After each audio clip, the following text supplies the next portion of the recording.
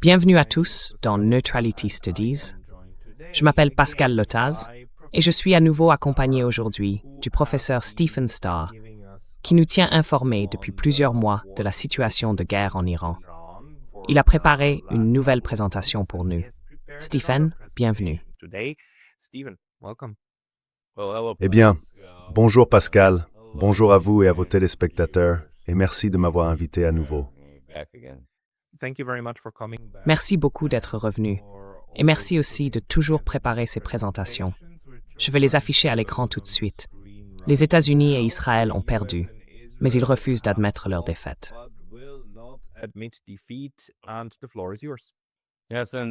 La parole est à vous. Oui, et je pense que la question qu'on doit se poser maintenant, c'est est-ce que les idéologues sionistes aux États-Unis et en Israël vont choisir d'escalader? Honnêtement, je pense que c'est la voie qu'ils vont prendre. Regardez la situation actuelle. Les États-Unis ont en gros été chassés du Golfe Persique. Presque toutes leurs bases militaires ont été détruites ou rendues inutilisables. Entre 13 et 19 grandes bases ont été abandonnées ou détruites. Et on les voit sur cette carte-là, marquées par des points rouges. Le commandement central de la 5e flotte, à Bahreïn, vient d'être frappé si durement qu'il reste moins d'une centaine de membres du personnel sur place. Et toutes les bases américaines en Syrie ont été abandonnées. Les troupes de ces bases ont été déplacées dans des hôtels, et ces hôtels ont ensuite été pris pour cible par les Iraniens. Donc vraiment, ce n'est pas ce qu'on pourrait appeler une situation idéale pour l'armée américaine. Sans ces bases sur place, ils doivent se replier sur Diego Garcia, un endroit très éloigné du Golfe Persique, qui...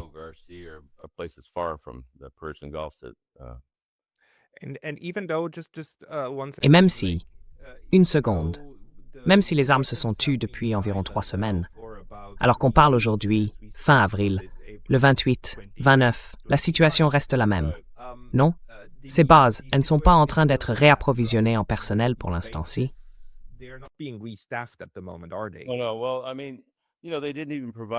Eh bien, je veux dire, vous savez, ils n'avaient même pas prévu d'abri dans ces bases pour que les soldats puissent se protéger. Et clairement, leurs systèmes de défense aérienne n'ont pas fonctionné. Donc ils savent que s'ils y retournent, les Iraniens risquent de les frapper à nouveau. J'ai été surpris que l'Iran accepte le cessez-le-feu, mais je pense que c'est très fragile au mieux. Et Israël, de toute évidence, ne l'a pas respecté. L'Iran a complètement détruit les systèmes radars américains dans le Golfe. 30% de tous les systèmes de défense THAAD, les systèmes de défense à haute altitude, ont été détruits. Il nous en reste 8. Nous en avons déplacé plusieurs de la Corée du Sud vers le Moyen-Orient maintenant.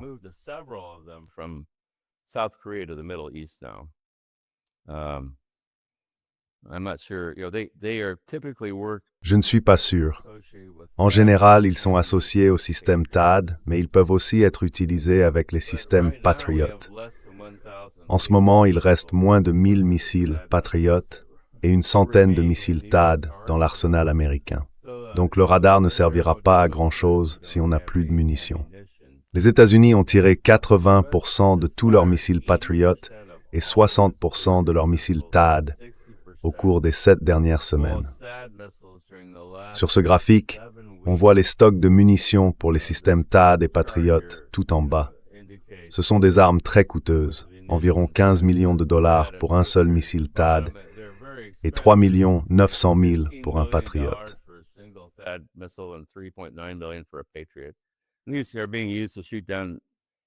Ces systèmes sont utilisés pour abattre des drones qui valent à peine 50 000 dollars, donc c'est pas vraiment rentable. En général, ils tirent 2 missiles pour en intercepter un seul. Si on regarde les stocks estimés avant la guerre et leur utilisation pendant le conflit avec l'Iran, on voit bien qu'il ne reste quasiment plus de missiles. Les États-Unis fabriquent environ 96 intercepteurs de missiles THAAD et 600 intercepteurs Patriot par an. Autrement dit, on ne peut pas en produire à la chaîne. Il faudrait des années, rien que pour reconstituer ce qu'on a perdu au cours des 7 dernières semaines.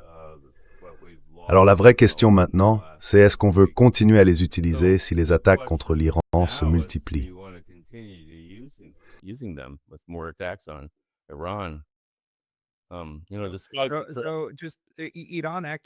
Donc, juste pour l'Iran.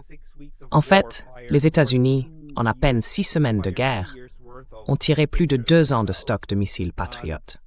C'est complètement hallucinant. Et ce n'est pas seulement toutes les armes présentes en Asie de l'Ouest, c'est aussi 80% de tous les Patriots que les États-Unis. Yeah, exactly. Of the total inventory. Wow. And South Korea wasn't really happy about having Et la Corée du Sud n'a pas vraiment apprécié que les batteries patriotes soient retirées et envoyées au Moyen-Orient. Les États du Golfe non plus ne sont pas très contents des États-Unis. Vous savez, la promesse du pétrodollar, c'était que les États-Unis protégeraient les pays du Golfe en échange du pétrole. Et ça ne s'est pas vraiment passé comme ça, n'est-ce pas? Et puis, Israël a continué ses attaques contre le Liban et Gaza.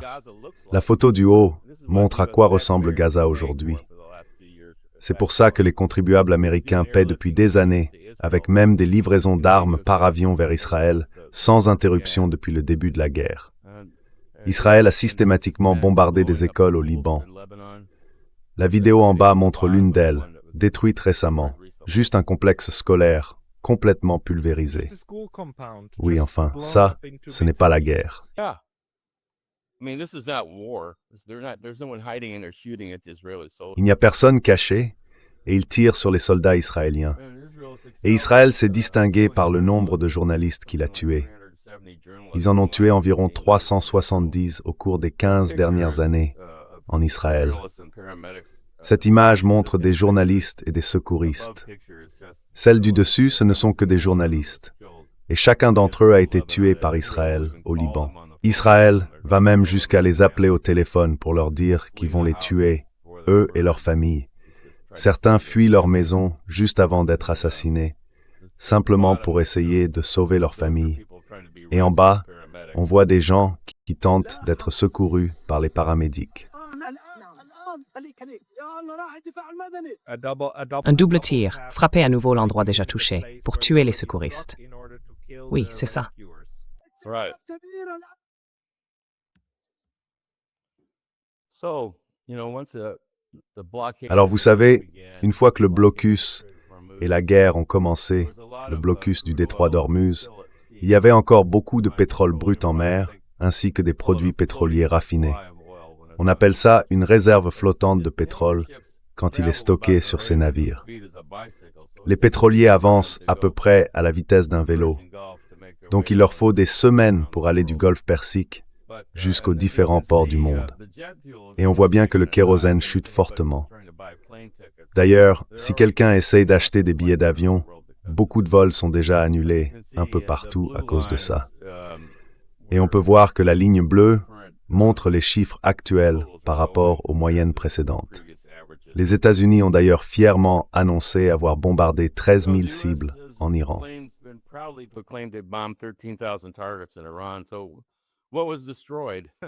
Alors, qu'est-ce qui a été détruit?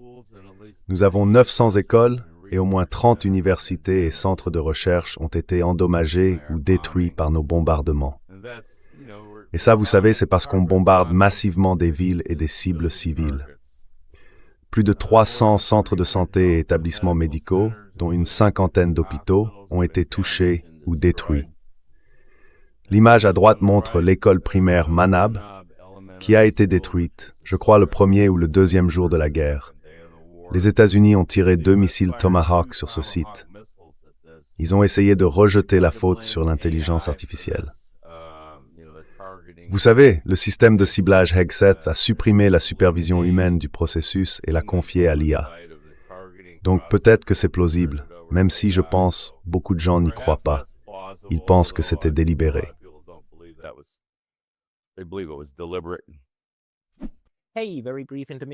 Petite pause rapide, parce que j'ai été récemment banni de YouTube. Même si je suis de retour, ça peut très bien se reproduire à tout moment. Alors, pensez à vous abonner, non seulement ici, mais aussi à ma newsletter sur Substack. C'est pacalota.substack.com. Le lien est juste en dessous, dans la description. Et maintenant, on reprend la vidéo. And now, back to the video. US precision guided munitions were used to hit thousands. Des munitions américaines de précision ont aussi été utilisées pour frapper des milliers de cibles factices. Vous savez, les lanceurs de missiles et les avions leurres chinois et russes sont équipés d'éléments chauffants pour apparaître sur les radars.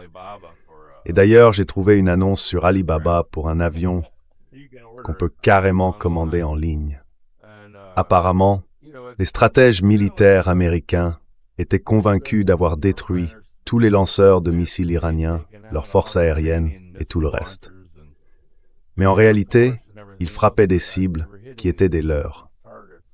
Et finalement, les États-Unis, comme les grands médias, ont fini par admettre que les villes de missiles iraniennes avaient survécu aux attaques américaines. Il n'y a pas si longtemps, les responsables américains affirmaient qu'elles avaient toutes été anéanties. Mais même Pete Hegseth a reconnu que l'Iran est en train de remettre à jour ses missiles et ses lanceurs. But even Pete Hegseth has said that Iran is digging out its missiles and launchers. There was a CNN report that documented. Un reportage de CNN a montré des photos satellites qui permettaient d'identifier des villes de missiles touchées, puis remises en service. J'ai mis ici une petite image d'une de ces villes de missiles. On en avait déjà parlé ensemble dans une précédente interview à propos de la raison pour laquelle ces villes sont pratiquement imprenables. Elles sont enfouies sous environ 450 mètres de granit et franchement, on ne peut pas les détruire. Même les estimations officielles disent aujourd'hui qu'à peine un tiers de l'arsenal de missiles iranien a été détruit. Il leur reste donc des milliers de missiles et des dizaines de milliers de drones, et ils continuent d'en fabriquer sous terre, dans ces villes de missiles. Alors, est-ce que les États-Unis vont maintenir leur blocus? On renforce nos forces dans le Golfe. Les 3 groupes aéronavals sont déjà sur place. Et j'ai lu que l'USS Eisenhower se préparait peut-être à être déployé comme 4e porte-avions. C'est un renforcement militaire considérable.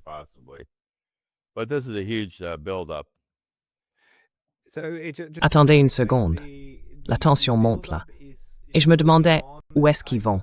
Où vont toutes ces personnes? Eh bien, c'est une bonne question. Ils ne peuvent pas retourner aux bases, n'est-ce pas? Oui, exactement. Enfin, où est-ce que ces gens sont affectés maintenant? Eh bien, je pense qu'il y en a beaucoup à Diego Garcia. Peut-être aussi un peu à Chypre. Honnêtement, je n'ai pas les chiffres exacts pour tous les sites.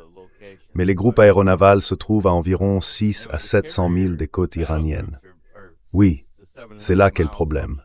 Comment projeter de la puissance avec un porte-avions si on doit rester à 700 000 du pays visé?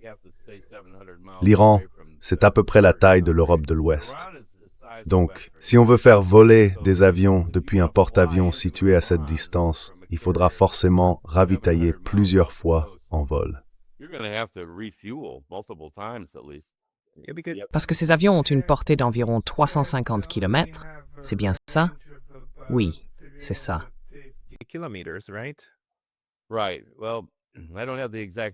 D'accord. Bon, je n'ai pas non plus les chiffres exacts, mais je sais très bien que s'ils veulent frapper une cible à l'intérieur de l'Iran, ils devront faire le plein avant d'y arriver, et sans doute aussi sur le chemin du retour. Donc vous voyez, le ravitaillement, c'est une opération qui crée une énorme cible pour les systèmes de défense aérienne. Ces systèmes ont du mal à intercepter des missiles, mais ils peuvent très bien abattre des avions. Et les États-Unis ont déjà perdu des F-35 et des F-22, donc les défenses aériennes iraniennes n'ont pas été détruites. L'Iran a d'ailleurs déclaré qu'il lancerait, je cite, « la plus grande frappe de missiles de l'histoire ».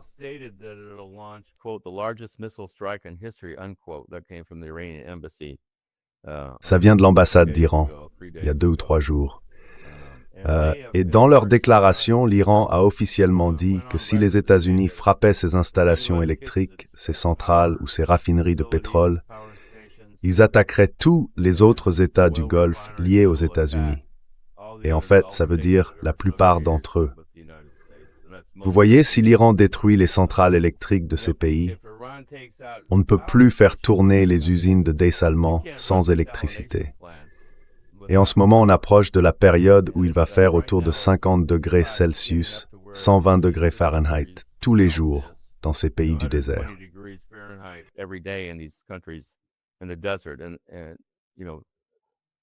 Et vous savez, si ces usines étaient détruites, ça rendrait ces pays inhabitables. Sur ce graphique, on voit le Koweït, le Qatar, Oman, l'Arabie Saoudite, les Émirats Arabes Unis, Bahreïn. En fait, tous, sauf les Émirats, dépendent de la désalinisation à plus de 50%, parfois jusqu'à 90%. L'Iran, lui, tire environ 3% de son eau de la désalinisation. C'est un pays montagneux, avec beaucoup de rivières et de sources. Israël, de son côté, obtient 80% de son eau grâce à la désalinisation. Et pourtant, Israël, enfin je crois que c'était Israël ou peut-être les États-Unis, je ne me souviens plus, l'un des deux a déjà frappé des usines de désalinisation dans un accès de colère. Franchement, c'est insensé.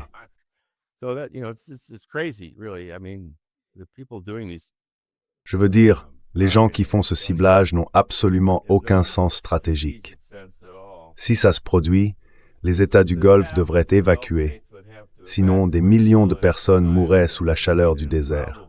Et probablement que beaucoup périraient déjà pendant l'évacuation, si ça arrivait. La destruction des États du Golfe entraînerait une perte permanente d'environ 20% du pétrole et du gaz naturel liquéfié mondiaux, 49% des engrais à base d'urée et 30% des engrais phosphatés. C'est énorme. Tout le monde, tous les agriculteurs d'Amérique du Nord et du reste du monde dépendent de l'urée. Je vois les agriculteurs du Missouri ici. Ils l'injectent dans les champs au début de l'été.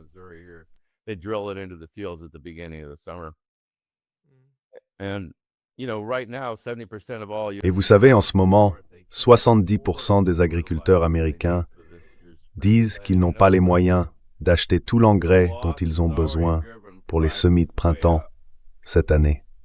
Autrement dit, la pénurie a déjà fait grimper les prix. Mais ça, c'est juste les prix. Ce qui m'inquiète, c'est que ça va devenir de plus en plus difficile à trouver. Alors je regarde un peu ce qui se passe. On peut se moquer de l'Iran en disant que c'est une théocratie, mais je pense que beaucoup de vos téléspectateurs ont remarqué que Donald Trump a récemment publié une image de lui-même en Jésus-Christ sur son réseau Truth Social. Et ça, franchement, ça m'inquiète. J'ai vu une photo de lui pendant une grande séance de prière avec tous les PDG qui posent les mains sur lui en priant. Et vous savez, il vient même d'organiser une lecture de la Bible.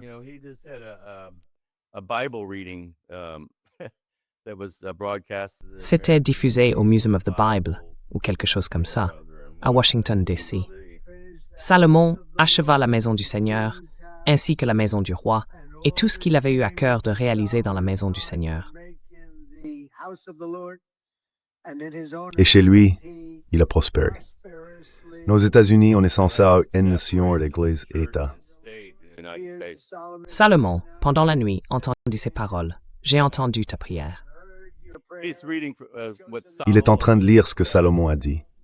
Donc à ce stade, il est à la fois Jésus et Salomon. Je ne vais pas imposer à vos auditeurs d'écouter tout le discours, mais franchement, ça m'a vraiment troublé de voir ça. Je ne crois pas qu'il y ait le moindre précédent pour une chose pareille.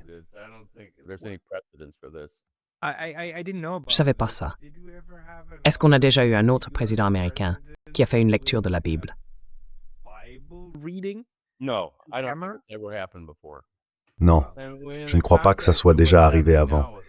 Et dans le contexte actuel, avec toute la Maison-Blanche remplie de sionistes chrétiens, y compris le secrétaire américain à la guerre, Pete Hegseth, vous savez, j'ai trouvé son livre. Je ne savais même pas qu'il l'avait publié avant récemment. American Crusade. Regardez ses tatouages. Il a la croix de Jérusalem, celle que portaient les croisés. Et il a même la devise « Dieu le veut » tatouée sur le bras. Voilà. Voilà. Oui, et ça, c'est le secrétaire à la guerre, bien sûr, oui. Un évangélique sioniste chrétien complètement cinglé, ouais. Et il organise des réunions de prière régulières, tous les mois, au Pentagone. Les gens y sont invités, on prend les noms, on note qui vient, et ceux qui ne viennent pas, sans excuse valable, finissent souvent par être renvoyés. En clair, ils sont en train d'épurer l'armée. Ils veulent y mettre des sionistes chrétiens, des fondamentalistes religieux. Il a d'ailleurs prononcé récemment un discours qui a beaucoup fait parler. Il pensait que c'était un passage de la Bible, mais en réalité c'était un discours tiré du film Pulp Fiction.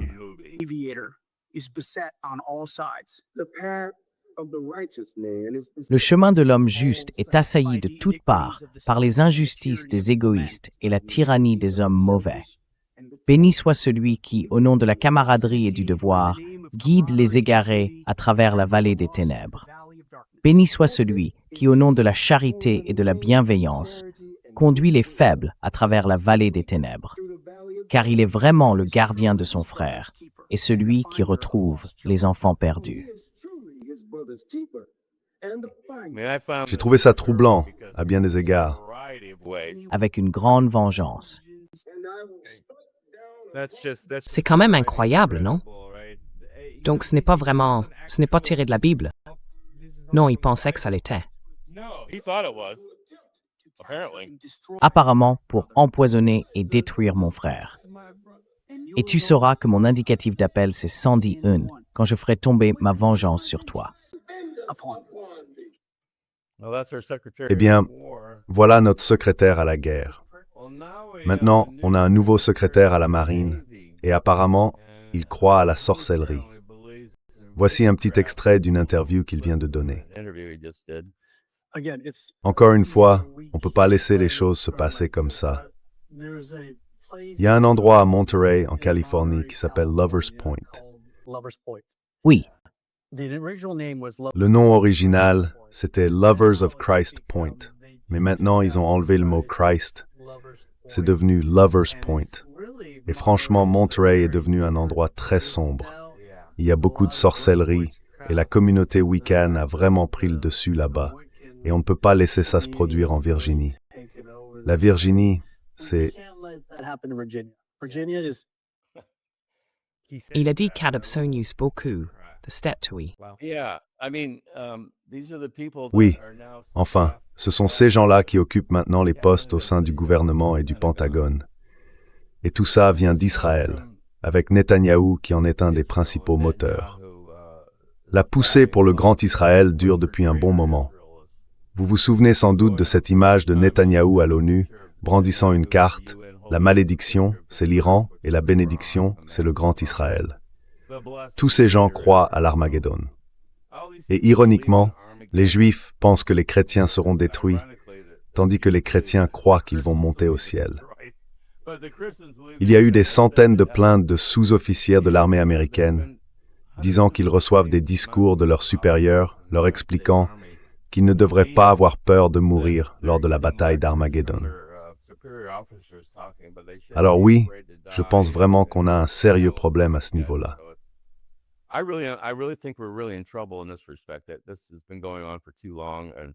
Ça dure depuis bien trop longtemps et ça n'aurait jamais dû arriver. Alors que peut faire l'Iran? Ils ont une option d'escalade avec un blocus. Si on regarde la carte, la mer Rouge, à son extrémité, il y a le détroit de Bab el-Mandeb. Et à l'autre bout, le canal de Suez. Les très grands pétroliers, les supertankers qui transportent le brut, ne peuvent pas passer par le canal de Suez. Ils sont donc obligés d'entrer et de sortir par là. L'Arabie Saoudite utilise un oléoduc pour contourner le détroit d'Ormuz. C'est ici que le blocus se situe. Et ils font passer une grande partie de leur pétrole, des millions de gallons, 8 ou 9 millions par jour au moins je dirais, par le Bab el-Mandeb. Et l'Iran peut bloquer ce passage avec l'aide des Houthis au Yémen. L'Iran peut aussi frapper ce port, ici.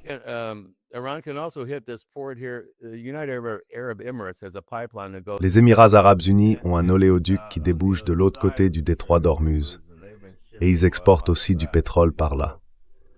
Donc l'Iran a des options pour intensifier les choses, notamment en ce qui concerne le blocus. Mais je veux poser la question. Est-ce que les États-Unis vont accepter les conditions iraniennes et admettre leur défaite, ou bien est-ce que les États-Unis et Israël vont reprendre les attaques? Réfléchissez-y. Aucun des objectifs de guerre américains n'a été atteint. En fait, le détroit d'Ormuz était ouvert avant que les États-Unis et Israël n'attaquent l'Iran. et c'était une guerre d'agression, une guerre illégale. Et l'Iran contrôle la situation. On se plaint que l'Iran n'a pas le droit de faire payer des droits de passage. Mais regardez ce qui se passe au canal de Suez ou au canal de Panama. Tout le monde fait payer des droits dans les détroits qu'il contrôle. Donc, c'est une blague. Les États du Golfe ne sont pas contents non plus de ces péages. The Gulf states aren't happy about the tolls either. And as I mentioned, 60 to 80% of the US Comme je l'ai dit, entre 60 et 80% du stock américain de missiles de défense aérienne et de munitions de précision à longue portée ont déjà été utilisés. Une nouvelle attaque risquerait de vider complètement ces réserves. Et vous savez, on est tout feu tout flamme à l'idée d'attaquer la Chine, mais on n'a plus de missiles. Je pense que c'est en partie ce qui alimente le débat au Pentagone. Ils ne sont pas forcément opposés à une attaque contre l'Iran, mais ils ne veulent pas épuiser toutes les munitions. Et l'Iran, comme je l'ai déjà dit, a juré de détruire les États du Golfe et de reprendre les attaques contre Israël s'il est de nouveau frappé. Tout cela entraînerait d'énormes pertes humaines et plongerait le monde dans une terrible dépression économique.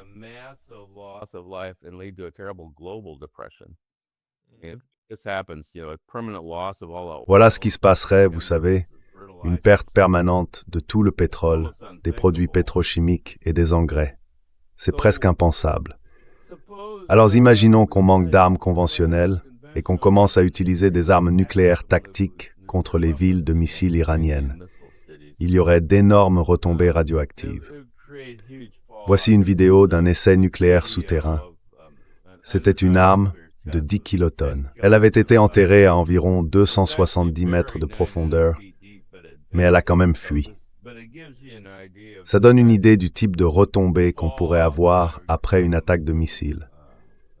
Si on frappait des dizaines de villes de missiles avec des centaines d'armes nucléaires tactiques, les retombées seraient tout simplement énormes.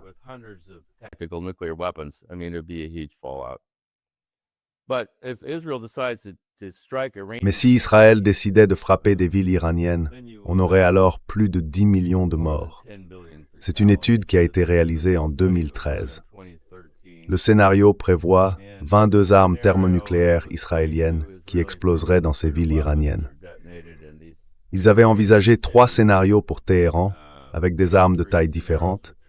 Moi, j'ai choisi celle de 500 kilotonnes. Rien que pour Téhéran, il y aurait plus de 7 millions de morts. Voilà ce que serait une guerre nucléaire. Et il faut que les gens gardent ça en tête pour toute situation nucléaire. Je voulais le rappeler, parce qu'une guerre nucléaire dépasse l'imagination, même de ceux qui l'étudient. Voici les schémas de retombées radioactives, simplement à partir des explosions au-dessus de Téhéran.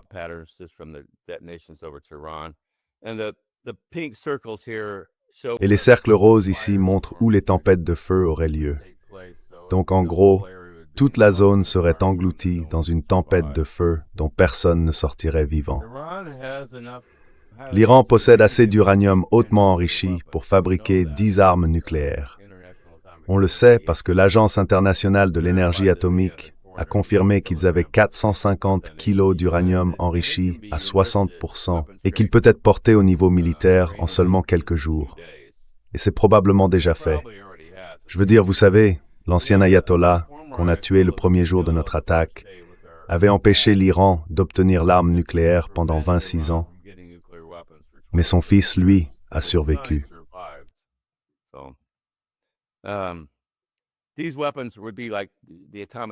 Ces armes seraient comparables aux bombes atomiques que les États-Unis ont larguées sur le Japon, avec à peu près la même puissance. Mais elles font quand même 15 kilotonnes, c'est-à-dire l'équivalent de 15 000 tonnes de TNT. Les autres armes que j'ai montrées avec Téhéran, elles font 500 000 tonnes. Ce n'est pas un secret de savoir comment fabriquer une bombe atomique. Il n'est même pas nécessaire de les tester. Et l'Iran a clairement les compétences techniques pour produire des ogives nucléaires et les installer sur ses missiles hypersoniques. Ils ont des installations souterraines où ils fabriquent des missiles en ce moment même. Et seulement 3 de ces armes tueraient entre 300 et 400 000 personnes à Tel Aviv. Alors quelles sont les conséquences actuelles de la guerre menée par les États-Unis et Israël contre l'Iran? Eh bien, comme je l'ai dit, l'approvisionnement pétrolier flottant en provenance du Golfe a cessé. Les prix du pétrole puisque le renforcement de l'approvisionnement mondial est à l'arrêt.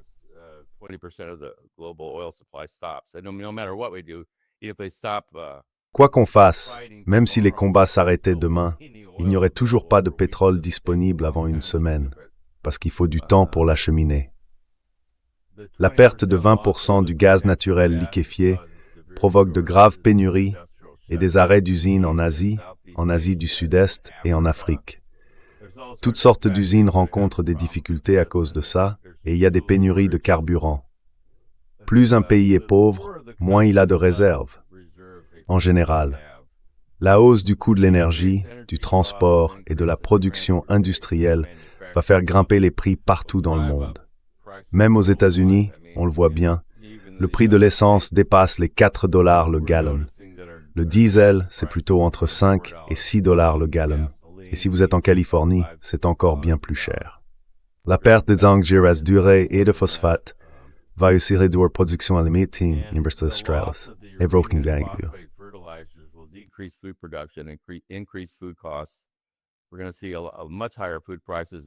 On va voir les prix des aliments grimper beaucoup plus haut et ça va provoquer la famine dans certains pays. Comme je l'ai déjà dit, plus un pays est pauvre, plus il risque d'être touché par la famine. On a aussi eu une baisse de 30% de la production d'hélium, parce que ça vient du gaz naturel liquéfié. Et l'industrie des semi-conducteurs en dépend. Taïwan va en manquer. S'ils ne peuvent plus fabriquer de semi-conducteurs, basically, I believe a global depression is going to result even if the war stops today.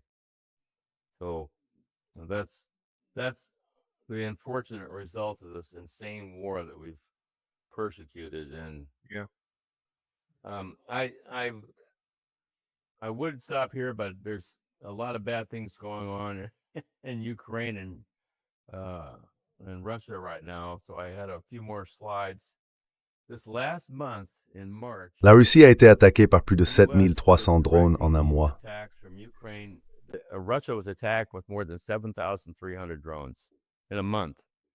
And In one single month. En un seul mois, 7300 drones ont frappé la Russie en partant d'Ukraine. Mais bien sûr, ces drones sont fabriqués par un consortium. In a consortium.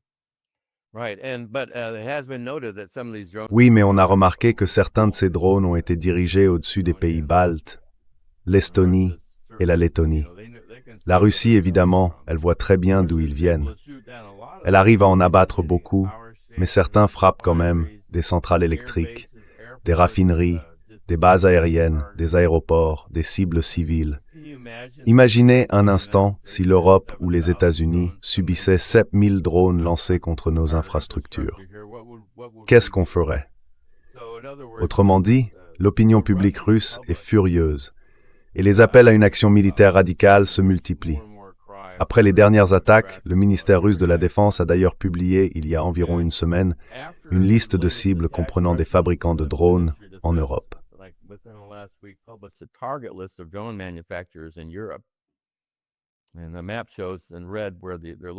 Et la carte montre en rouge où ils se trouvent.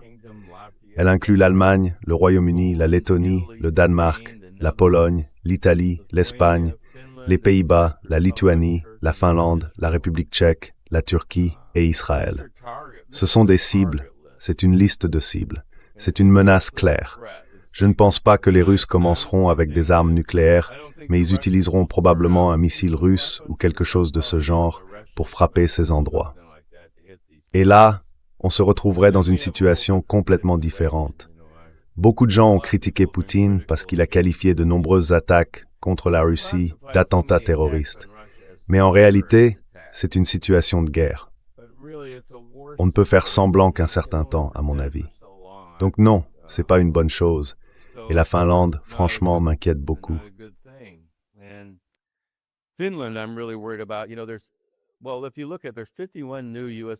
Eh bien, si on regarde les choses, il y a 51 nouvelles bases militaires américaines en Finlande, en Suède, en Norvège et au Danemark. Ça fait beaucoup de bases militaires. La carte qu'on voit là, c'est celle de la Finlande.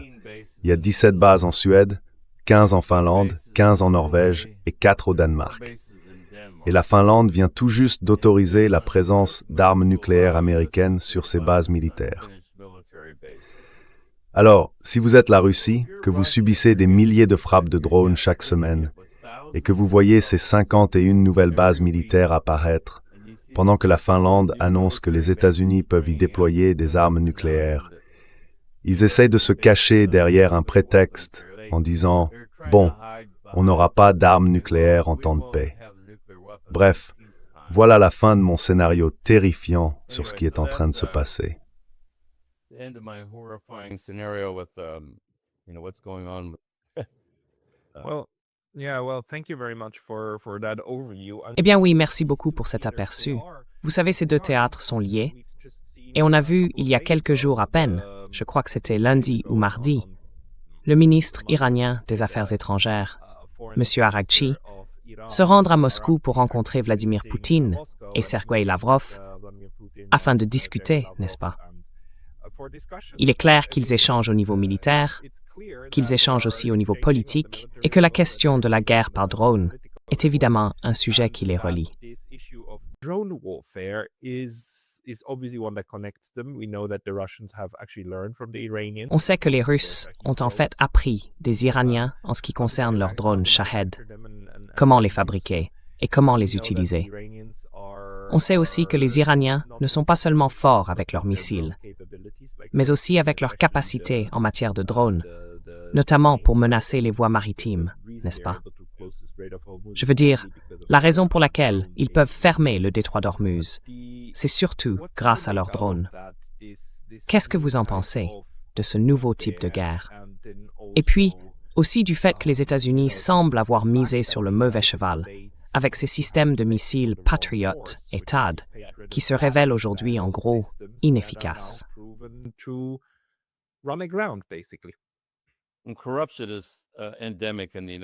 La corruption est endémique aux États-Unis et je pense qu'elle a pratiquement détruit le pays. L'industrie de la défense en est sans doute le meilleur exemple, si on devait en choisir un, même si le Congrès arrive juste derrière, à mon avis. Les armes sont censées être fabriquées pour la défense, mais aujourd'hui, la plupart des conceptions ont surtout à voir avec la marge de profit de l'entreprise qui les produit. Prenons l'exemple du F-35. C'est un avion incroyablement cher. Ils ont voulu qu'il fasse tout, et au final, il ne fait rien vraiment bien. Il ne peut même pas voler pendant un orage. À peine 30% d'entre eux sont en état de voler à un moment donné. C'est un bon exemple, je trouve. Et puis, il y a les navires qu'on essaie de construire. Beaucoup ont été abandonnés en cours de route, après le lancement du projet, et tout à coup, on décide qu'on ne va même pas les utiliser.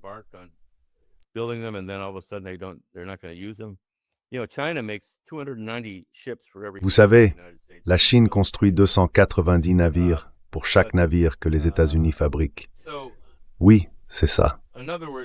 En d'autres termes, on est resté bloqué dans notre logique de la Seconde Guerre mondiale, celle de projeter la puissance avec des groupes aéronavals. Mais on a ignoré le fait que ces porte-avions sont totalement vulnérables face aux missiles hypersoniques et aux SM de drones. Et en plus de ça, nos systèmes de défense aérienne sont vraiment des systèmes du XXe siècle qu'on a juste essayé de moderniser. Alors que la Russie, elle, dispose des systèmes S-300, S-400 et S-500, qui sont tous bien supérieurs au système américain. On l'a bien vu avec ce qui s'est passé dans le Golfe. Les bases américaines ont été dévastées parce que nos défenses aériennes ne fonctionnent pas. Résultat, on a des porte-avions qui peuvent être touchés par des missiles contre lesquels on n'a aucun moyen de se défendre. Et de l'autre côté, l'Iran, lui, s'y est préparé. Il se prépare à cette guerre depuis au moins 30 ans, peut-être même 40.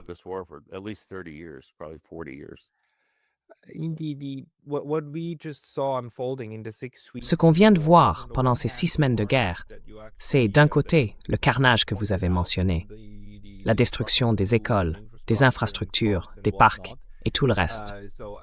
En somme, une guerre totale contre la population civile, évidemment, pour briser son moral. Et ce n'est pas la première fois que les États-Unis ou l'Occident font ça. Pendant la Seconde Guerre mondiale, les bombardements incendiaires des villes allemandes, comme Dresde ou ceux de Tokyo, visaient exactement cet objectif: briser la volonté de l'autre population. Bien sûr, tout cela en totale violation des lois de la guerre et du droit international humanitaire. Mais ce que cette guerre m'a vraiment montré, c'est que les États-Unis, à part leurs armes nucléaires, n'ont plus les capacités conventionnelles pour mener ce genre de guerre. Je parle d'une guerre contre un véritable ennemi, pas contre des guérillas retranchés dans les montagnes, mais contre un État, un véritable acteur étatique.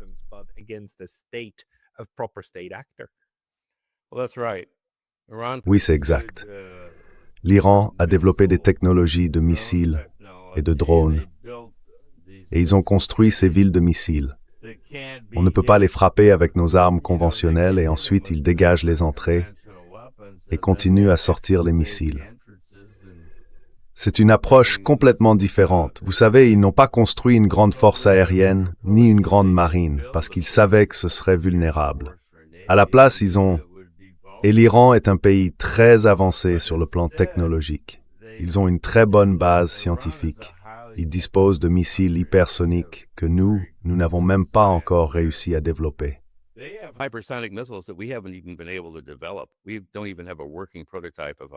Nous n'avons même pas de prototype fonctionnel d'hypervélocité aux États-Unis. Autrement dit, les États-Unis ont dû frapper des cibles civiles parce qu'ils n'étaient pas capables de détruire les cibles militaires. Ils ont touché pas mal de leurres et de fausses cibles, comme je l'ai déjà dit, mais vous savez, l'idée qu'on peut terroriser la population civile pour la forcer à se rendre, ça n'a pas vraiment marché en Ukraine. Et ça n'a pas très bien marché en Allemagne non plus, n'est-ce pas? C'est une illusion. Peut-être que certains dans l'armée de l'air y croient encore, mais l'histoire a montré que ça ne fonctionne pas. Il faut un pays capable d'innover.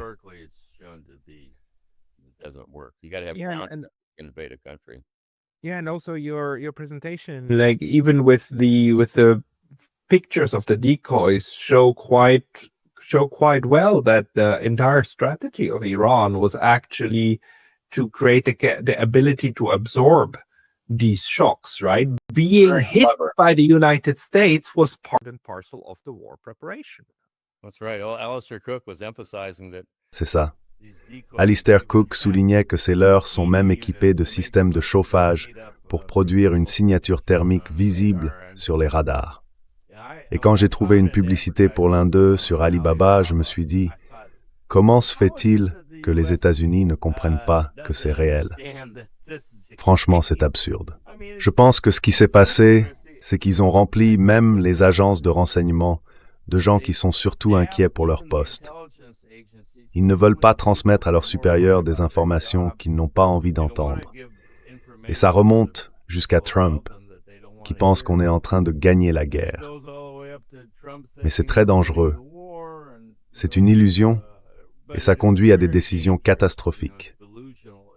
J'imagine que Trump était persuadé qu'il pouvait gagner la guerre en quelques jours, le temps d'un week-end, qu'il tuerait l'ayatollah, qu'il se rendrait et qu'il nous accueillerait avec des roses comme des libérateurs.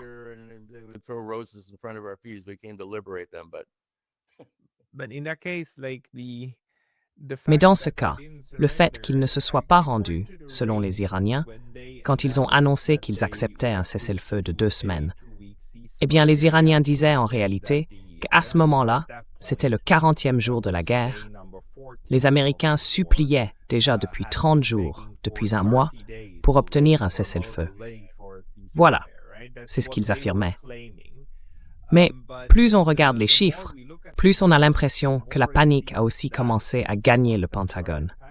Ils se sont rendus compte qu'ils consommaient tellement de leur stock qu'ils allaient littéralement en manquer, qu'ils ne pourraient tout simplement plus lancer de missiles sur l'Iran. Voilà.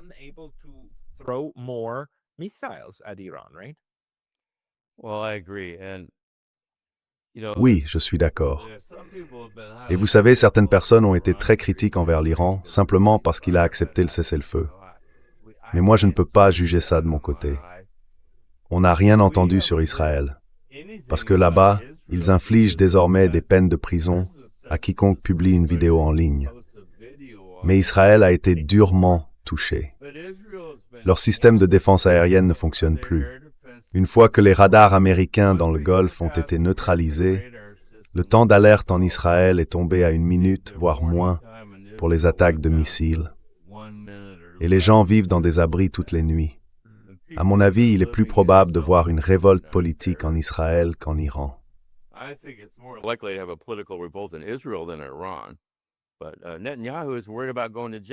Mais Netanyahou a peur d'aller en prison, on le sait. Et de l'autre côté, Trump s'inquiète pour les élections de mi-mandat. C'est une combinaison très dangereuse, parce qu'aucun de ces deux dirigeants n'a envie de reculer. Ils ont peur que ça leur coûte leur carrière politique.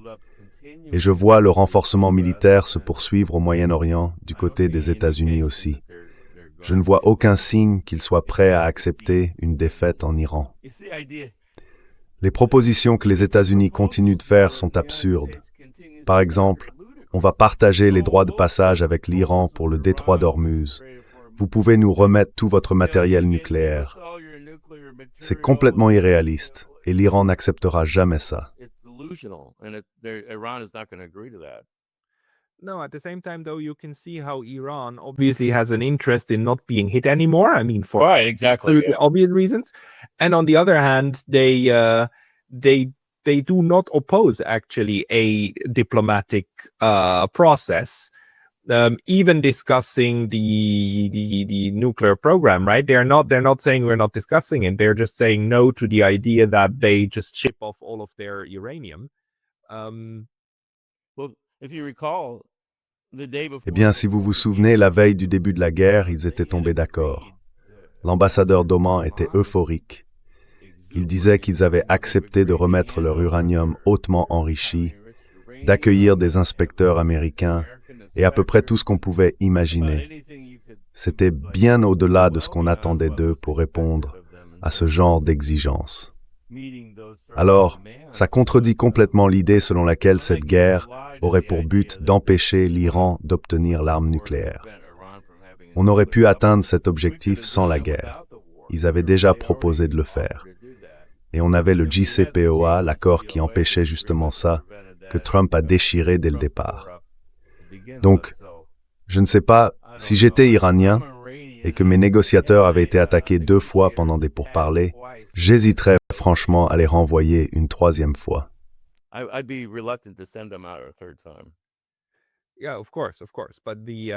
Oui, bien sûr, bien sûr. Et c'est aussi ce que m'a dit le professeur Marandi. Il m'a raconté qu'il était dans l'avion et il a dit « On était prêt à mourir, on savait qu'il pouvait nous abattre. C'était une vraie possibilité, mais on était prêt à l'accepter, parce que ça fait partie de la façon dont on dirige cette organisation. On ne fuit pas le danger, n'est-ce pas? »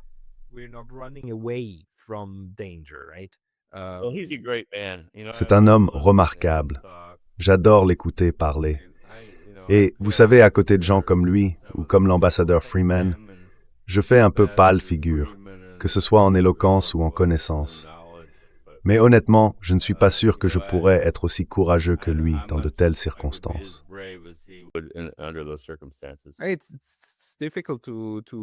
C'est difficile d'avoir ce genre de courage quand on sait qu'on peut mourir. Mais la vraie question c'est, quelle est la stratégie globale des États-Unis? Non? C'est aussi ce que l'Iran doit essayer de deviner. Mais si le renforcement militaire au Moyen-Orient est bien réel, alors quel scénario est possible? Plusieurs choses nous ont déjà surpris dans cette guerre, non? Peut-être pas tellement le fait qu'elle ait commencé, mais plutôt la manière dont elle a commencé. Ces frappes de décapitation, le fait que l'ayatollah Khamenei ait été éliminé dès le 1er ou le 2e jour, ça c'était une surprise. Et puis que Donald Trump ait ensuite lancé un contre-blocus.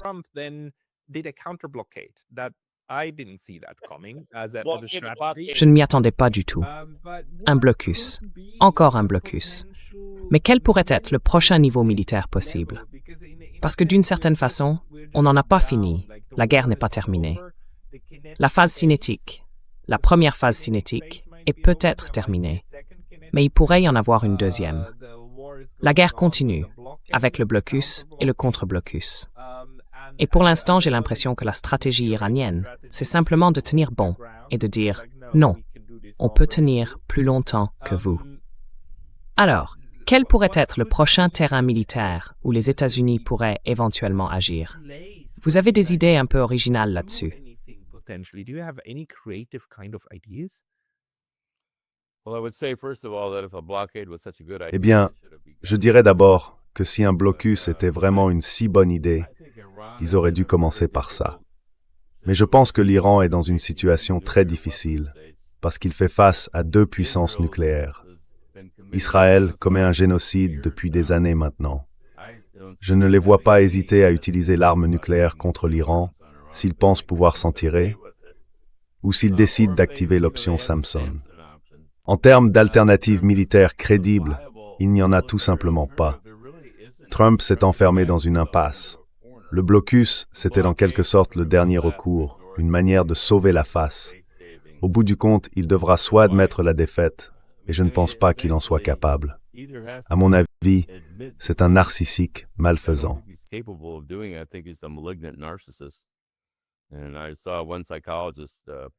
J'ai vu un psychologue faire une présentation assez convaincante où il expliquait qu'il pensait que le président souffrait d'une démence frontotemporale. Ce type de trouble réduit fortement la capacité à contrôler ses émotions. Et il croit aussi tout ce qu'il pense. Voilà donc le genre de personne qu'on a aujourd'hui à la tête des États-Unis. Maintenant, est-ce qu'il a accès au code nucléaire ou est-ce qu'il est suivi par la mallette nucléaire? Franchement, je n'en sais rien. Tous les autres présidents l'ont eu, mais lui, je ne sais pas. Je pense qu'à court terme, si on lance une nouvelle campagne aérienne massive, ils vont se retrouver à court de munitions et devront envisager d'utiliser des armes nucléaires tactiques. Vous savez, Brian Berletic parle souvent d'un document intitulé Path to Persia, publié il y a plusieurs années. Il y a un chapitre là-dedans qui s'appelle Let Bibi Do It.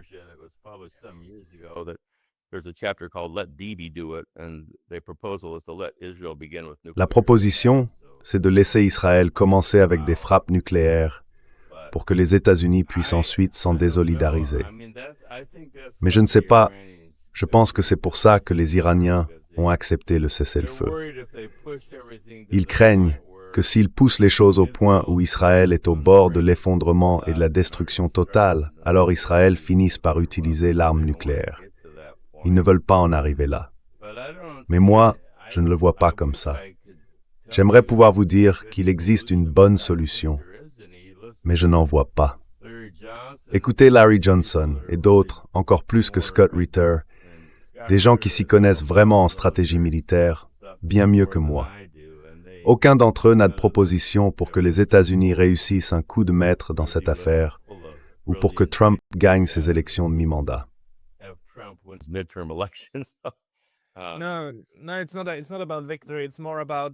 Non, ce n'est pas une question de victoire. C'est plutôt, dans le monde complètement délirant de ces fondamentalistes chrétiens sionistes, et dans celui où vit Donald Trump, de savoir quelle pourrait être une cible potentielle, même si c'est totalement idiot et absurde. Par exemple, essayer d'attaquer l'île de Keshm, tenter une sorte d'invasion terrestre, juste pour pouvoir dire « on l'a fait, on les a étouffés ». Dans leur monde stupide, le blocus fait partie de cette idée d'étouffer. Ils utilisent littéralement ce mot « on étouffe l'Iran ». Je crois que Scott Bessent a même employé cette expression. Mais non les gars, c'est juste idiot. Vous êtes en train d'étouffer l'économie mondiale. L'Iran va en souffrir, oui, mais les autres vont en souffrir bien plus. Les États-Unis, eux, ne vont pas être touchés aussi durement. En fait, les prix du pétrole montent, les prix de l'énergie montent, donc ce n'est pas si mauvais pour les États-Unis. Mais ce n'est pas une stratégie intelligente pour gagner une guerre. C'est une stratégie qui abîme tout le monde.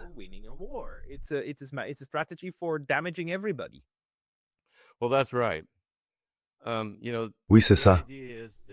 Vous savez, si l'idée au fond, c'est vraiment de s'en prendre à la Chine, alors détruire tout le pétrole et les produits pétrochimiques qui sortent du Golfe Persique ferait certainement du tort à la Chine. Vous savez, on a pris le contrôle du Venezuela, enfin je ne sais pas exactement à quel point on le contrôle vraiment, mais on y est allé les premiers. La Chine recevait beaucoup de pétrole de là-bas, Et maintenant, on est au Golfe Persique, donc. Il y a ce récit-là. On essaye de donner du sens à tout ça, parce que c'est notre réflexe. Mais quand on parle de fanatiques religieux qui croient à l'Armageddon, certains de ces gens espèrent simplement la bataille finale, parce que selon eux, Jésus-Christ va revenir et ils vont monter au ciel. C'est tout. Eh bien, vous savez, je ne sais pas. Je ne peux pas vous donner une raison simple à ce qu'on fait, mais je ne pense pas qu'il y ait une grande stratégie derrière tout ça. Je crois même qu'il n'y en a jamais eu, parce que s'il y en avait eu une, on n'aurait jamais commencé cette guerre.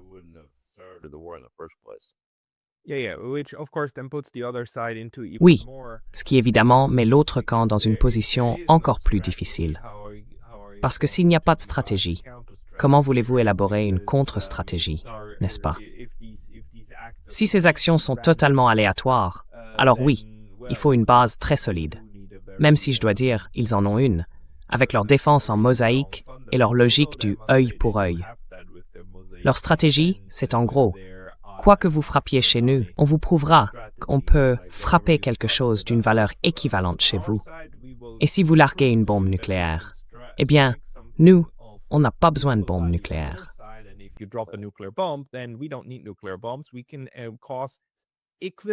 On peut causer des dégâts équivalents avec ce qu'on a déjà.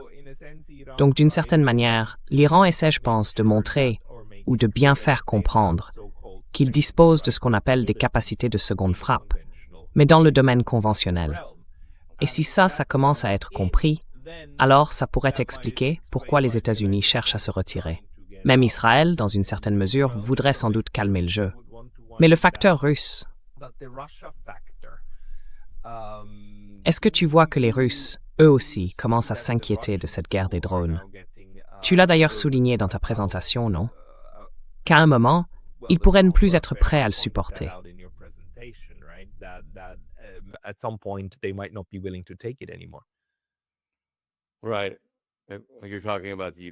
Oui, vous parlez de la guerre en Ukraine dans ce sens-là.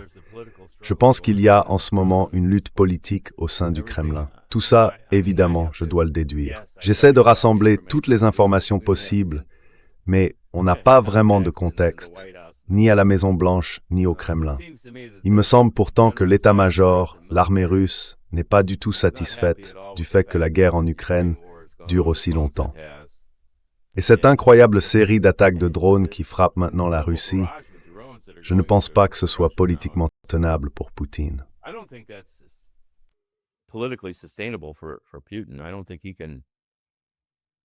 Je ne pense pas qu'il puisse s'en sortir s'il ne fait rien à ce sujet. On ne peut pas simplement appeler ça du terrorisme et faire comme si de rien n'était. Vous savez, un grand nombre de raffineries de pétrole russes ont été touchées et ça a réduit leur production. Les taux d'intérêt en Russie sont extrêmement élevés et la banque centrale est très critiquée.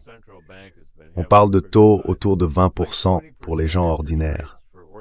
Ça ne touche pas les oligarques militaires. Eux, ils ont aussi leur complexe militaro-industriel et ils gagnent peut-être beaucoup d'argent, certains même directement grâce à la guerre. Donc ce ne sont pas vraiment les gentils, si on peut dire.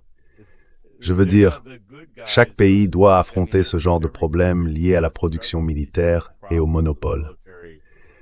Mais pour être honnête, j'ai tendance à penser que la corruption aux États-Unis est encore pire.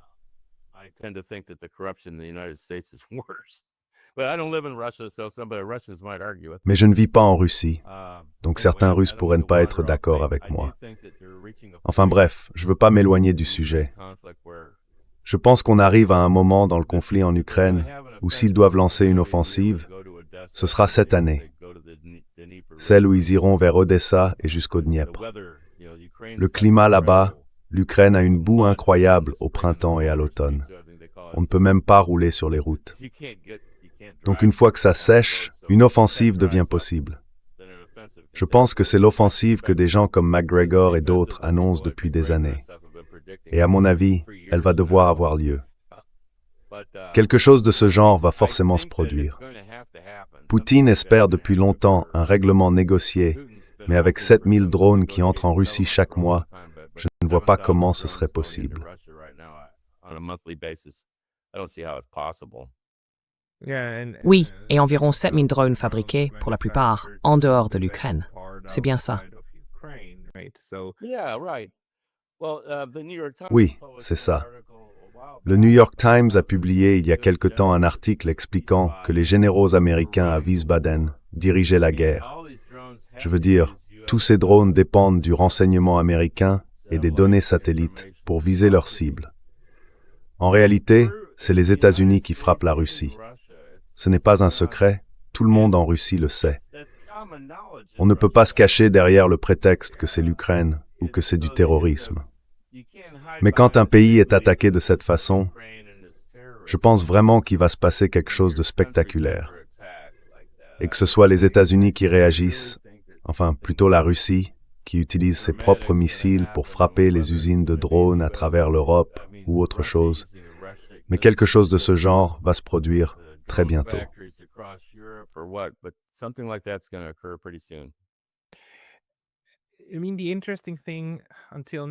Ce qui est intéressant, après 4 ans de ce terrible carnage en Ukraine, c'est que les Russes ont accepté de jouer le jeu de cette fiction, selon laquelle il s'agirait d'une guerre entre la Russie et l'Ukraine.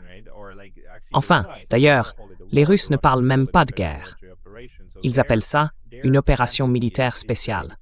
Donc dans leur récit, ce n'est qu'une opération militaire menée en Ukraine. Et de son côté, l'Occident présente ça comme une guerre entre l'Ukraine et la Russie. Alors qu'en réalité, bien sûr, c'est une guerre de coalition menée par l'ensemble du grand Occident politique contre la Russie, avec tout ce que cela implique. Le renseignement, le ciblage, la logistique, la production de tout l'arsenal militaire qui est ensuite utilisé contre la Russie. Mais ce qui est vraiment intéressant, c'est que cette fiction des deux côtés continue d'exister.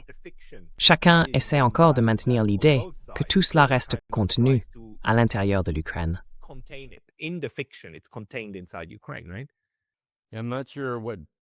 Je ne suis pas vraiment sûr de ce qui motive ça, même si je pense que la peur d'une guerre nucléaire joue un certain rôle au moins en Russie.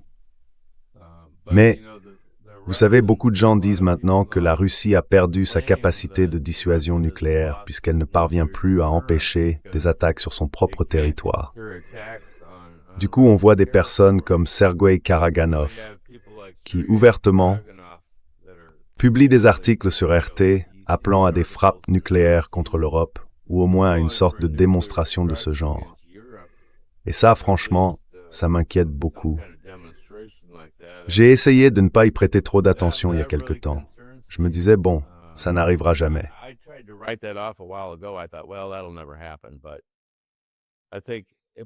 Mais je pense surtout que, vous savez, les gens en Occident qui semblent vouloir se débarrasser de Poutine, ils n'ont aucune idée de ce qu'ils font.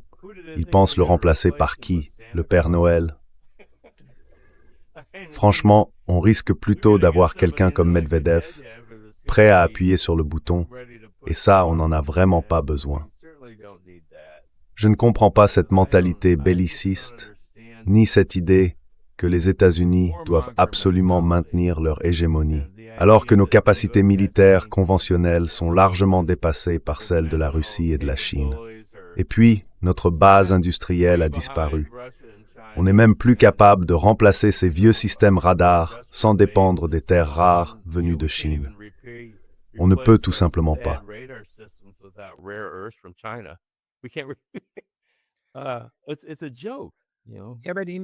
C'est une blague, tu vois. Oui, mais dans ce sens-là, ce qu'on observe, disons, du côté de la résistance mondiale, les Russes, les Iraniens, les Chinois, eh bien, même sans grand plan stratégique, l'idée, c'est juste de laisser les États-Unis s'épuiser eux-mêmes. En fait, ils se démilitarisent pour les autres, non? Ils ont vidé, comme tu l'as dit, environ 4-20% de leur système de missiles patriotes. Donc oui, c'est une démilitarisation assez importante. Et au moins pour le moment, taille.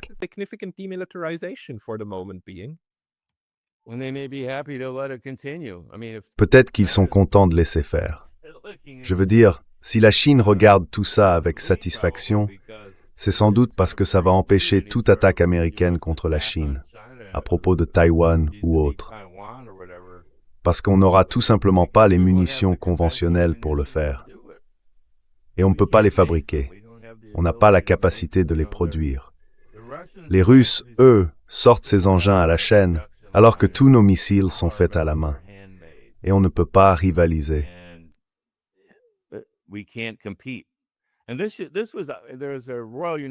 Il y a eu un article de l'Institut royal des services unis, je crois au tout début de l'année 2022, au moment de la guerre, qui disait que les États-Unis et l'OTAN ne pouvaient pas rivaliser avec la Russie, que c'était le retour d'une guerre industrielle et qu'on ne pouvait tout simplement pas suivre. C'est évident pour quiconque prend la peine de lire un peu. Mais si on a un président qui se contente de regarder de petits extraits de bombardements, qui ne lit pas les notes, qui ne va pas aux réunions d'information, eh bien on a un vrai problème aux États-Unis. Parce qu'on a un dirigeant qui, à mes yeux, semble complètement déconnecté de la réalité à ce stade. Je pense qu'on a eu 2 présidents atteints de démence.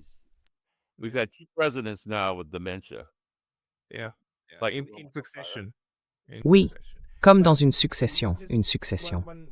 Mais j'ai juste une question. Ce que je ne comprends pas, c'est pourquoi les États-Unis ne réorientent pas massivement toute leur production militaire vers les drones. Je veux dire, au lieu de fabriquer tous ces systèmes THAAD et Patriot, évidemment, ils devraient produire des drones, des centaines de milliers, voire des millions de drones. Pourquoi personne n'en parle? Ou bien, est-ce qu'on en parle, mais qu'on ne l'entend pas?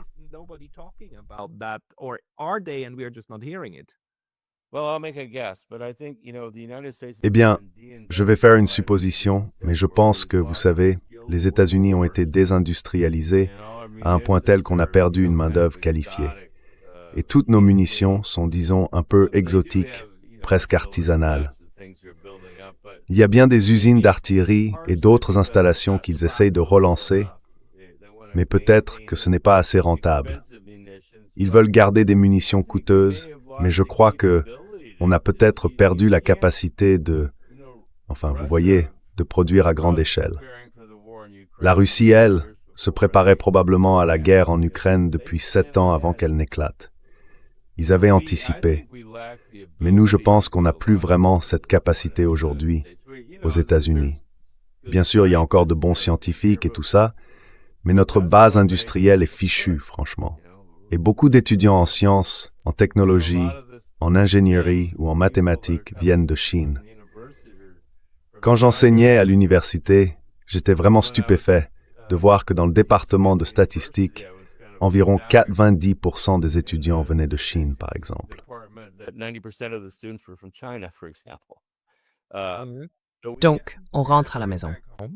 Oui. Et ils nous laissent seuls ici. Bon, ou mauvais. Enfin, peu importe. C'est super que tu nous donnes ces mises à jour, Stephen. C'était encore une fois un très bon résumé. Les gens qui veulent te suivre ou s'inscrire à ta liste de diffusion, ils doivent aller où?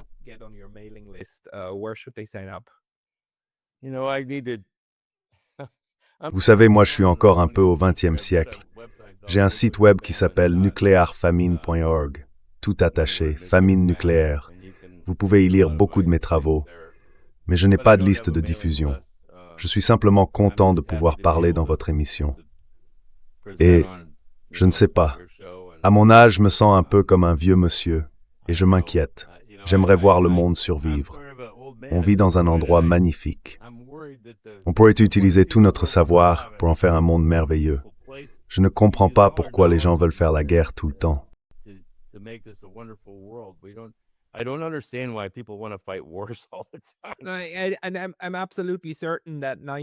je suis absolument certain que 98% de la population mondiale sont d'accord avec vous. Nous voulons tous que ce monde reste un bel endroit pour cette génération et pour les suivantes. Malheureusement, il y a des gens qui vont à l'encontre de cela, par bêtise, par conviction ou à cause d'une mentalité fondamentaliste chrétienne. Mais on en reparlera. Je mettrai le lien vers votre site nuclearfamine.org. Les gens pourront vous y retrouver et nous vous inviterons à nouveau dans cette émission. Stephen Starr, merci beaucoup. Merci, prenez soin de vous, vous aussi.